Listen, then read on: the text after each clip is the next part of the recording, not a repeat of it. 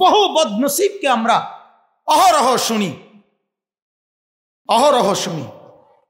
আমি নিজ চোখে শুনছি, কানাডা থেকে 4 বছর কি ডিগ্রি মিগ্রি নিয়ে আসছে, মাহফিলের আগে বক্তব্য দিচ্ছে, আমগো সামনে বসা দাঁড়ায়া যে আমার 4 বছরের অভিজ্ঞতা, কানাডা থেকে আমাদের মুসলমানদের শেখার অনেক কিছু আছে, আমাদের জানার মধ্যে অনেক ঘাটতি আছে।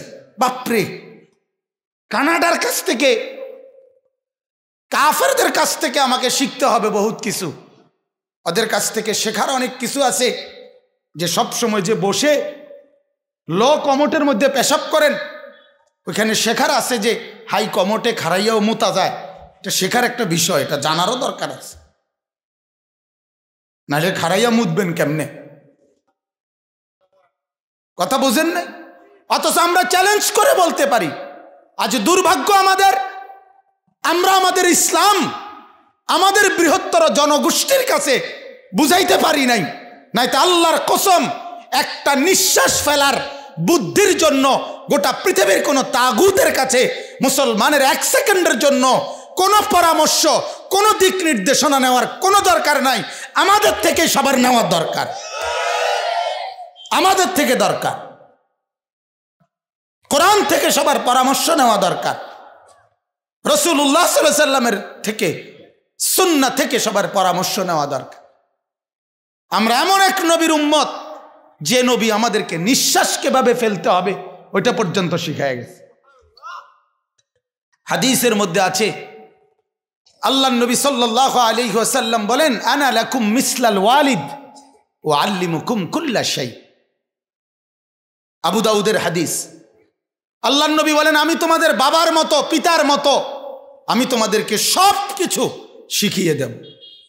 উম্মত, পেশাব পায়খানার জরুরত, উম্মত দাঁড়াও, আমি বলে দিচ্ছি। বাম পাও দিয়া ঢুকবা, ঢুকবার সময় দোয়া পড়বা, ভেতরে ঢুকে কমোটের কাছে গিয়ে কাপড় উঠাবা, বাম রানের উপরে একটু বেশি চাপ দিয়ে বসবা। বাথরুম পেশাব পায়খানার জরুরত শেষ হইলে ঢিলা কুলুক টয়লেট পেপার ব্যবহার করবা, কমপক্ষে 3টা ব্যবহার করবা, এরপরে পানি ব্যবহার করবা, এরপরে উঠবা, ডান পাও দিয়ে বের হবা, বের হয়ে দোয়া পড়বা। আর কি বাকি রাখছে? কথা বলে, কি বাকি রাখছে? কিসের জন্য আপনি বুদ্ধি নিতে যাবেন? কি ফ্যান খোলনের জন্য বুদ্ধি দরকার, না ফিন্দনের জন্য বুদ্ধি দরকার? কোনটা লেগে দরকার? জুতা পড়ার জন্য বুদ্ধি দরকার, না জুতা খোলার জন্য বুদ্ধি দরকার?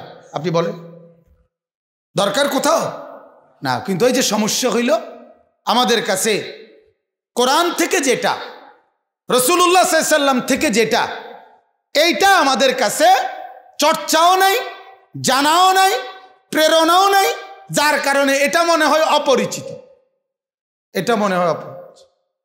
এই 2 দিন আগেও দেখছি এক ভদ্রলোক বক্তব্য দিচ্ছেন, আমি নিউ ইয়র্ক থেকে এসেছি, এই 2-3টা ইংরেজি কইল, এরপরে বলল, মানে অর্থাৎ নিউ ইয়র্ক থেকে উনি অনেক কিছু শিখছে, তার মানে উনি কোরআন থেকে কিছুই শিখে নাই, রাসূলুল্লাহ সাল্লাল্লাহু আলাইহি ওয়াসাল্লামের সুন্নাত থেকে কিছুই শিখে নাই।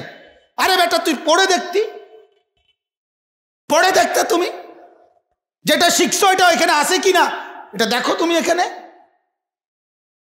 কোন বিষয়টা তোমার জানা দরকার, কোন বিষয়?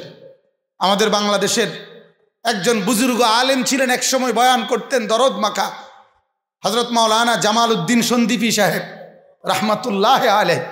উনি জিজ্ঞাসা করতেন মাঝে মধ্যে জোশ উঠলে, যে ভাই বলো, রাসূলের সুন্নাত থেকে আমি বলবো, হাদিস বলবো, কোনটা দরকার? দাঁড়াও, বলো কার কি দরকার জানার, আমি এখন বলবো, এই বসাত বলবো। এই পরিমাণ হাদিস উনি বলতেন, এই পরিমাণ উদ্ধৃতি দিতেন, কথা বলতেন।